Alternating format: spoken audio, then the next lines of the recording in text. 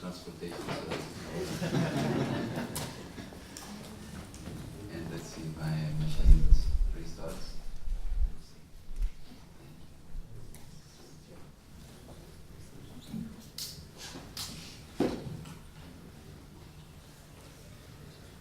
So, I mean, it's thank you for the invitation.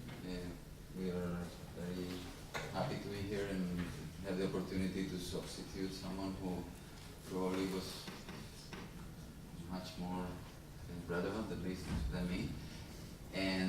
But we had made this project recently, and it's called FabTeletransportation. And the idea began like a little game or joke, but then it looks like it, captured the imagination of several people out in different Fab Labs, and it allowed us to give visibility and discuss, this distributed production and distributed creativity, open design, and other issues that we were interested in. Let me see if I find this. And of course, Domingues Neves, she will explain, but she's organizing Fab Lab Brazil foundation or association, collection of Fab Labs in Brazil, now one of the most. Can you talk in the mic, please? Okay. Sorry. Thank you. And I'm from Fab Lab Sevilla in Spain. And let's see, now Luisa is in a research residency in Sevilla with us. So she came one day and we said, okay, we have to do this teletransportation thing. We actually had been talking about it before when she first visited. And she, took the project right away and coordinated it. And we had to make a presentation for something for the European Union called the Researchers' Night, which happens all over Europe, and they try to show the work of researchers and try to interest young people and children. So we needed to make something a little attractive and visual. So this was final image that we made, but it's here at the beginning because I liked it very much. Actually, Luisa made it, and it's try to show this idea that for us, digital printing and sending a file over the net to another part of the world still has a lot of magic, and a lot of marvelous things, and we want to keep that in a way, And so somehow the story of the teletransportation is, we saw this video, maybe many or all of you have seen, by 9 Ojos in Barcelona. There's some project by Fab Lab Barcelona and Marta Malé, and it shows very nicely 3D printing and the future of collective, cooperative production, and they build a little cup. With the 3D printed little cup, and it goes around the world, and it's designed in some open source community, and you can download it and change it and modify it for your grandfather. And so this was one of the ideas. The other one, we were using Grasshopper, which is not open source, but it's a free piece of software right now, very interesting. I'm sure many of you know it, like visual parametric programming. And we also had MakerBot, maybe the open hardware. Now probably also there's a very interesting discussion, because they closed part of their code for the last model, but this one was completely open hardware. And so we said, okay, let's make our own tacita, which is the name in Spanish for cup. And some friends who are beginning a Fab Lab or lab in Sevilla too. It's like a spin-off from the Fab Lab called Common Fab. They try to stress this idea of commons. Had made a project with this parametric tacita in Fab Lab Asturias, another Fab Lab in Sevilla, in Spain, sorry. And okay, and then I have to quit here. And then we also, you know, we started putting it online, and very soon we got a video, a comment on our blog. It opens nicely from Star Trek. Someone was... Tea. Earl Grey, perhaps. Tea, Earl Grey, hot. Tea Earl Grey hot. Tea Earl Grey hot. Tea Earl Grey hot. Tea Earl Grey hot. Would you like some tea? No. Okay, so it was a lot of fun to get a message in the blog with this clip. We really didn't know who it was, but it looked like, you know, we had connected with some imagination of the people, no? So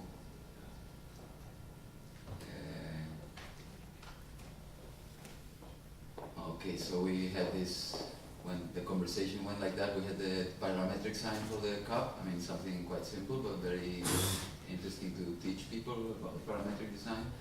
And so the next idea was, let's play with teletransportation, and, you know, cool, and let's do it. And we just, everybody takes this idea, but probably, and it's easy and simple, but it was, let's organize and get some Fab Labs, work on the idea and play it, no? So the idea, we had this digital, I mean physical cup that we printed in our lab, and, you know, as Bruce Sterling explains, and everybody also knows a little bit, but he explains it in a very beautiful way. Now most of our objects are digital and physical, so they can be, they can move through the web, and then they can be given for free, maybe, and they carry a lot of information. Sterling calls this spines, and you can associate to it also environmental information, how it will be recycled and so on. And so we could send the code of our little cup to another Fab Lab. They could download it, they could customize or personalize it because it's parametric, and they could print it, and eventually the object would have been teletransported. No? And the condition for that, obviously, is, you know, we share some tools and some procedures. So somehow we made some instructions, but it was based on you know, the Fab Lab network, and maybe some other Fab Labs or labs share this common knowledge, which is now very simple, and you kind of make it with your body. But if you try to explain all the steps, it's really complex. I mean, the parametric design, the instance, the STL file, the G-code file, etc. No? And the different programs and formats. No? So this is an excerpt from the parametric design definition. So you could change a lot of parameters so that people could make their own really personal cup. You could put the handle or not, you could change the height, the width, the angle, and so on. And it's, you know, once you have the file, it's very easy. You just do the sliders. Or change some. Or you can, and then... Fab Lab Colombia changed a lot the file, the initial file, and it worked very well also.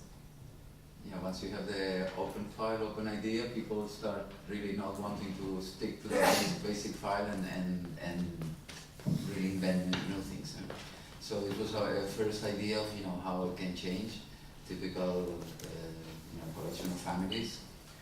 And this is our lab, by the way, and the website and the mailing, which is what made the people, you know about the project and the replicator. And then this is like the Fab Labs got engaged in a way. No? So we have a video now that we produce for the event.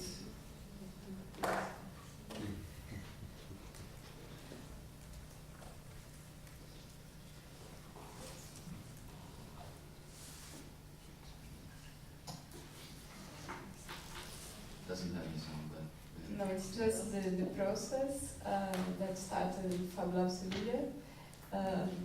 There's a interesting thing because laboratory here in France catch the project at Facebook, Fabrique d'Objets, and send an email, and we would like to collaborate, and then they start to change the file. This is the part when we are changing the parameters.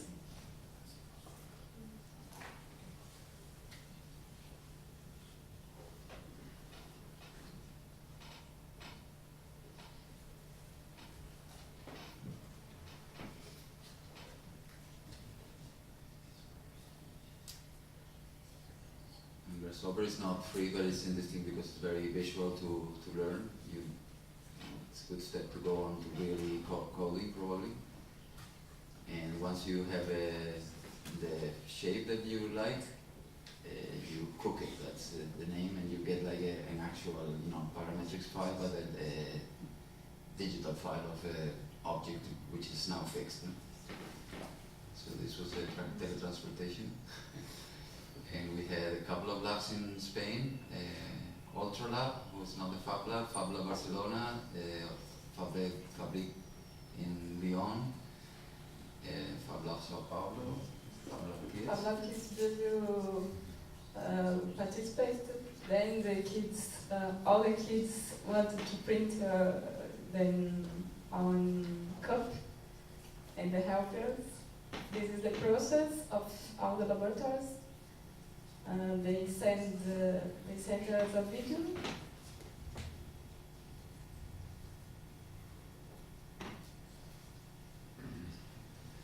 And the idea is to track it. Everybody, we ask them to send a video and a picture of themselves drinking in the cup, like the Star Trek people. No?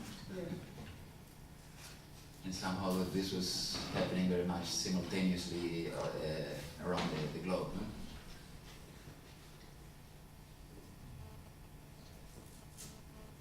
Most of them had maker bots, some multi-makers.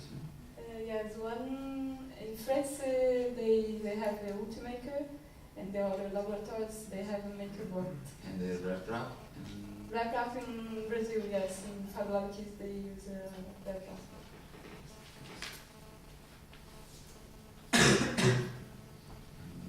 Now we will see that the designs were very, very different. Now the one upstairs from Lyon is very like a champagne cup. Yes, in France the cup of coffee is not a cup. It's not for coffee, but it's for champagne. In Barcelona, it's not possible to use for coffee because this one is the shape became like a net. So that was a big improvement or transformation of the digital parametric file. That's something from Fab Academy, no? Yeah.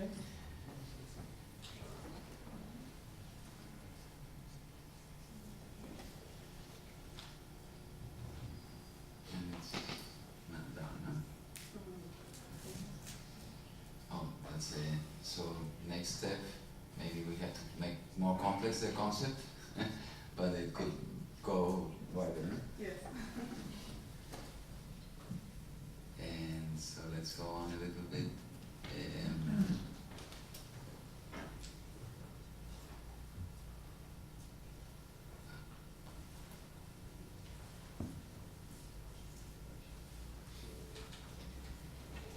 Something happened with my.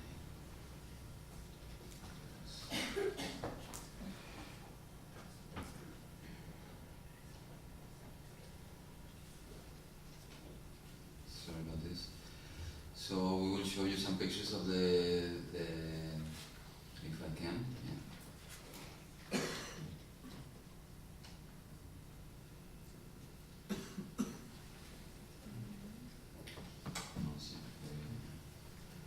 Of this researchers night, and then a little introduction about Fab Lab Brazil, and a little comment about our projects, if I can. Sorry about this.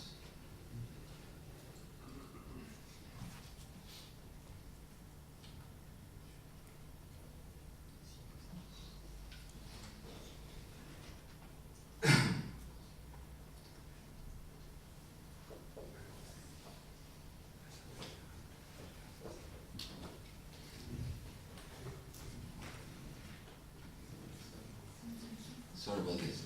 So I will restart.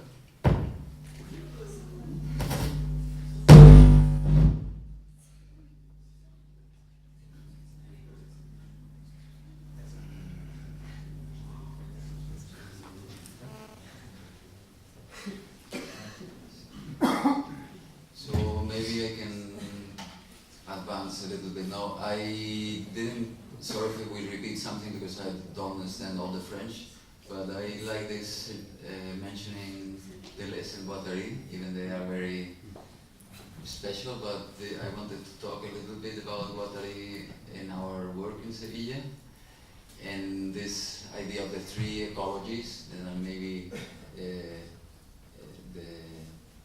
professor or this before mentioned, and it's, you know, it's this French philosopher and ecologist and activist, and he said, you know, he wrote a book about ecology in the mid-80s and said, you know, we need to work on three different registers. One of them is technical ecology, and he really believed, like, not going back to nature, but, you know, that our environment is now a hybrid or a mix of machines and nature and what used to be nature. So he talks about the ecologic, machinic ecologies. And then, but he also says, you know, we have to think social ecology and mental ecology, which is actually an invention of California, Gregory Bateson, actually English, but, you know, who worked later in California. And so the idea is that when you design an ecosystem, he proposed, in order to have a real ecological environment, you have to work on these three elements at a time, which would be, again, the technical ecology, which would be our machines and our software, etc., but also the social ecology and the mental ecology, which would be subjectivity, the way we think, our values, and those three things for him should go together. I understand last presentation was a little bit about that too, or a lot. No?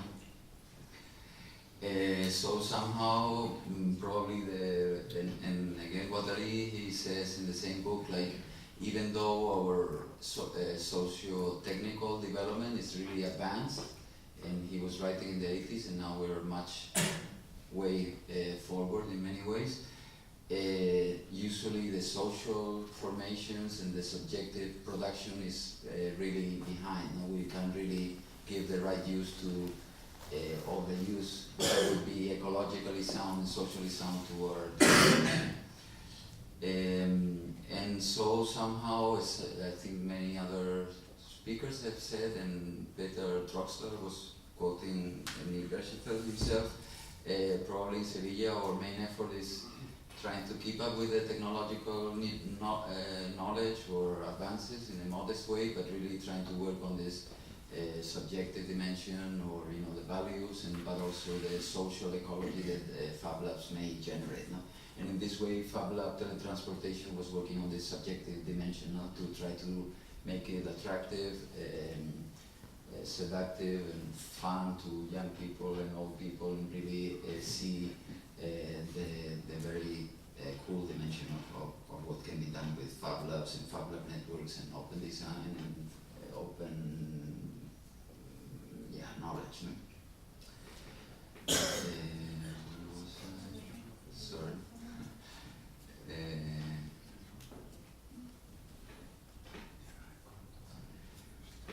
And so that was, we had some pictures of the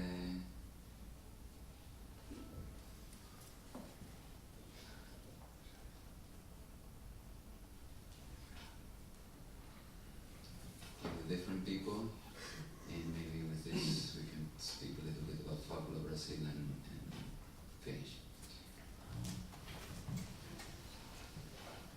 So this was the design by... This is the fabric d'object, Chanton Cup. As you can see, it really became something very different. Yes. Very beautiful too. And they have a beautiful name for the lab now, the Fabrique d'Objets Libres.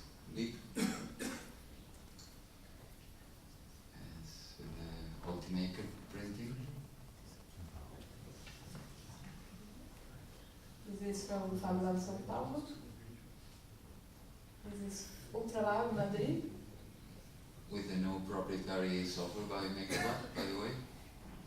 But they make very beautiful cups. They're the distributors in Spain for MakerBot, and they run Media Lab Prado printing partner, which is a very interesting institution in Madrid.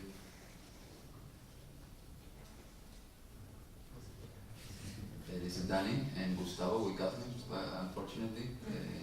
This is Fablab Colombia, Gabriel Ochoa. They changed a lot, but the music is very beautiful. But then we had some kids in the presentation and they loved it was their favorites, and we had to print one for them. This is From Fab Barcelona, Santiago from Sevilla. And this is Juanjo from Common Fab in Sevilla. From Fab Lab Kids, playing with the software and the code. In Brazil, yeah.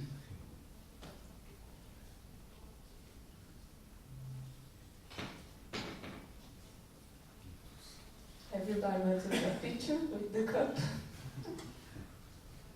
It's from Venezuela. It's on the Fab Lab note, but he was right away the first to send the cup.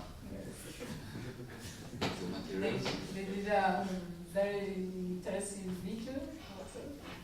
And this is one of our cups in Sevilla. This is our lab. Our experiments. You can see the theme was a lot of fun. This is another Wattarian idea for me. It's like the desiring machine. These machines and Fab Labs allow for new desires to, and the machines are the mediums for that. And then we had Ada Lovelace invited for our tea party. From some of you may know that she's supposed to be the inventor of the concept of software and the patroness of cyber feminists. Okay, that's it. We were trying to make the picture for the Alice in Wonderland.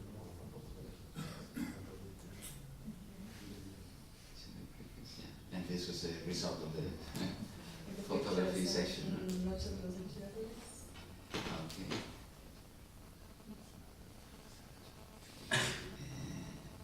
We have some pictures of the now.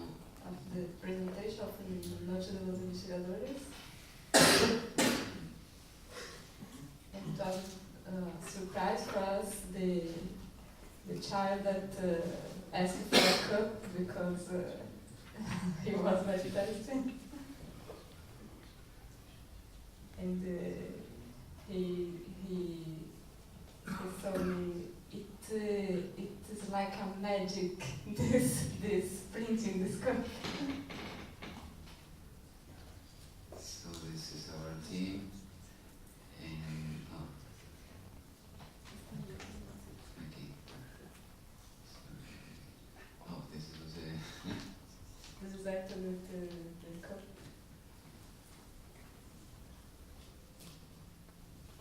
And that's part of the game. So the idea was, if you know it's kind of attractive to some people and it sounds good, maybe we can think together of a second version and to make it conceptually more deeper or more interesting, and maybe we can talk later after the event or the.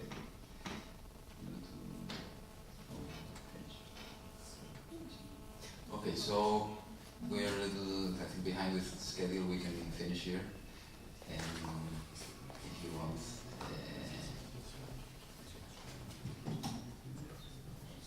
Thank you for this.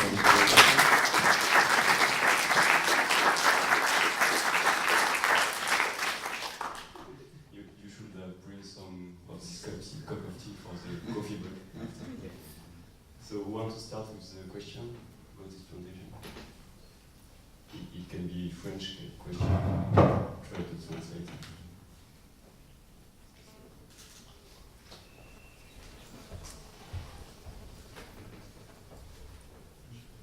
No, I think you said this already, but the software you were using, could you repeat that, please? Yeah, it's a called Grasshopper, and it's a plugin of Rhino, sorry, and not, unfortunately, no, it's not the free software, particularly Rhino, but for architecture schools, we're an architecture school, it's like a very standard kind of thing, so we would like to move on to Blender or Cocompi or some other open SCAD, but somehow you get used to one piece of software and it's quite powerful, and the thing is it's very visual. No? You just work with like pure data or some kind of software like that with boxes, and every box has a function, or you connect them, and it's also very modular. I mean, it's an interesting concept, but we are waiting for open source alternatives to come, and Neil is working on Cocompi, which is quite similar in philosophy, I think, now, but goes much beyond. Thank you.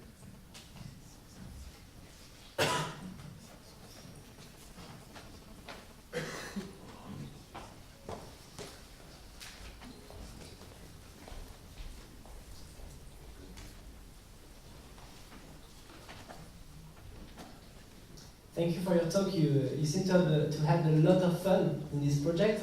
I have a question. You quoted Gregory Bateson, this intellectual that you said went to the California, and that there was three kind of axes when you design a culture or an activity. I don't remember what you said. So the question I want to ask you, according to you guys in this project, who was the designer? Who was this guy that designed, or this person who designed the culture? This is the question, actually, we are trying to discover who is the designer, if exists one designer or the designer is distributed. We don't know, this is our initial question.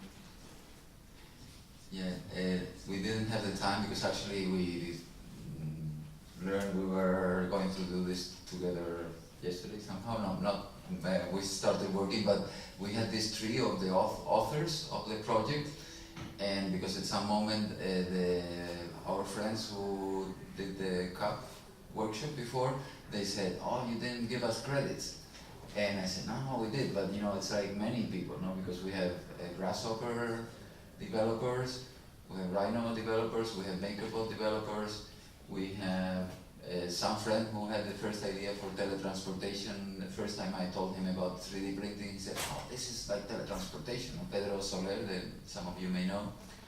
We had the people actually designing the little cups, the people designing the system or the architecture, collaborative architecture. So it's very exciting for us to have this and everybody can contribute in a valuable way, no? So that's a good thing. Everybody was happy just to print or send or do and in this way for us it was very satisfying for the whole team. As you say, the team was very happy, you could see in the pictures, no? And the people from our remote partners as well, I think. So what you say that there was not one designer, because you said the tree of authors or credit, you used this term, the tree, in the previous presentation, there was a lot of pyramids.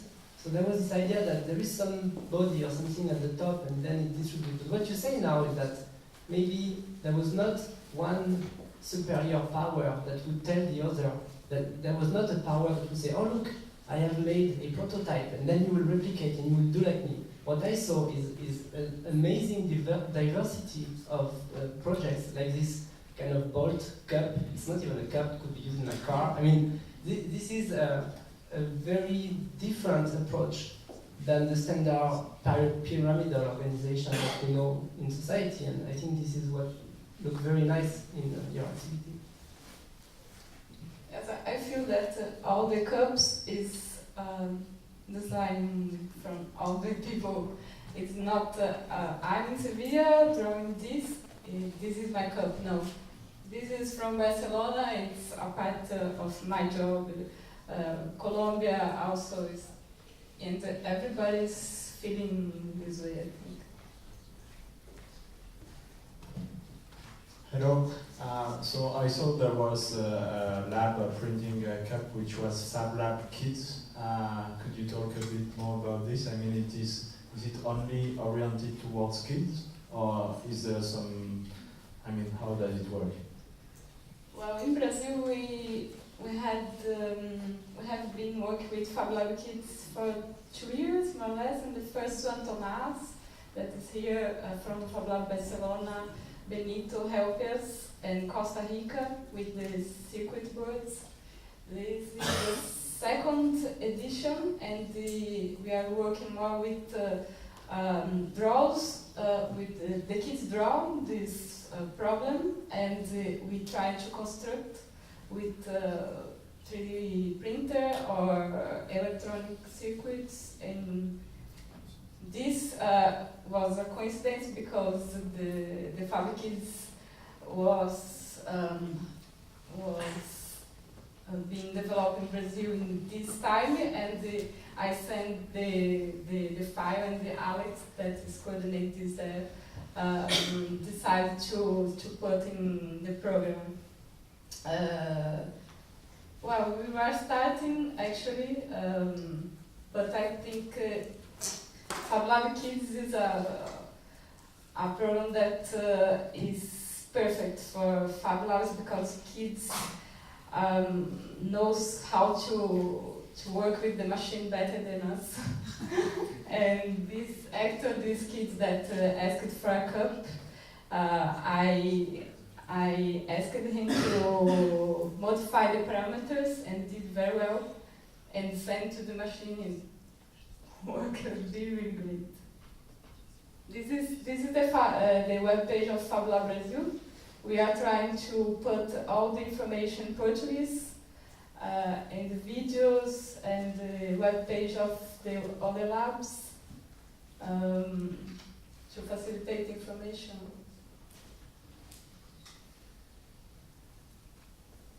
Other questions? How long time does it take to make one cup? Just to an idea. How long time does it take to make one cup? To print? To print 1 hour more or less. And did you try some random parameters? Just to... No, we didn't try. Let me just explain this little project. It's a work in process now. It's also about telepresence in a way. And it's a collaboration actually with a small company in Sevilla called WWB.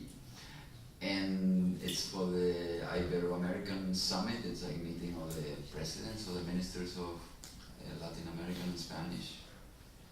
And we'll be in Cádiz, which is a very nice city, you know, in the southern tip of Spain. And the idea is to have a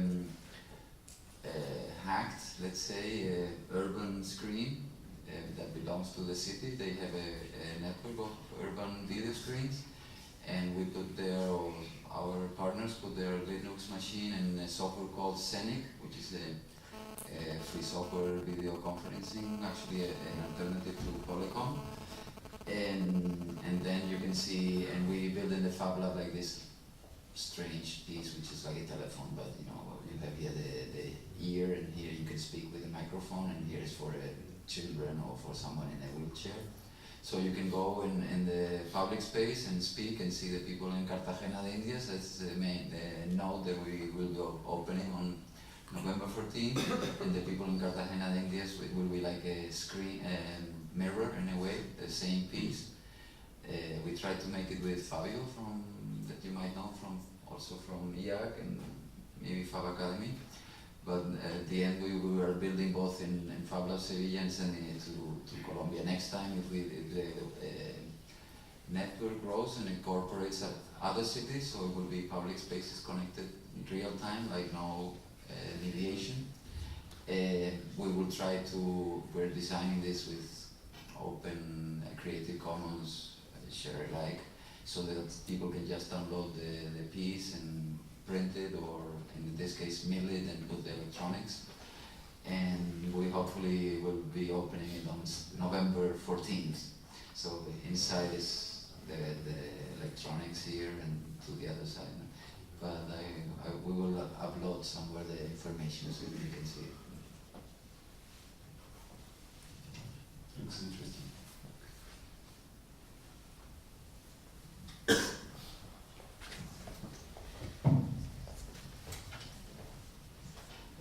An interesting thing will be to make a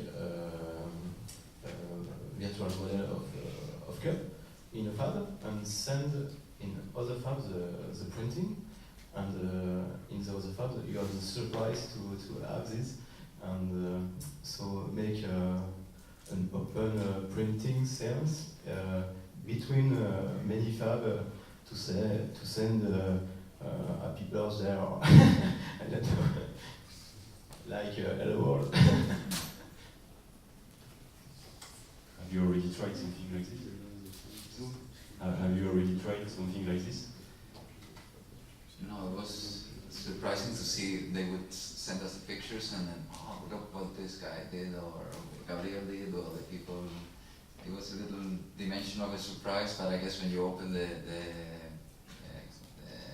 software, the replicator GU that we're using, you see the model. It's a surprise, but not like a surprise seeing it being printed. No?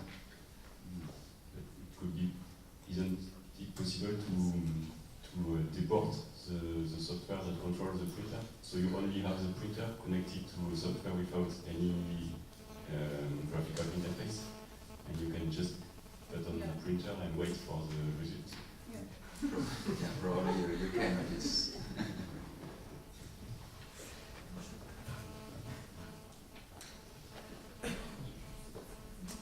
Any questions? No? So thank you again very much for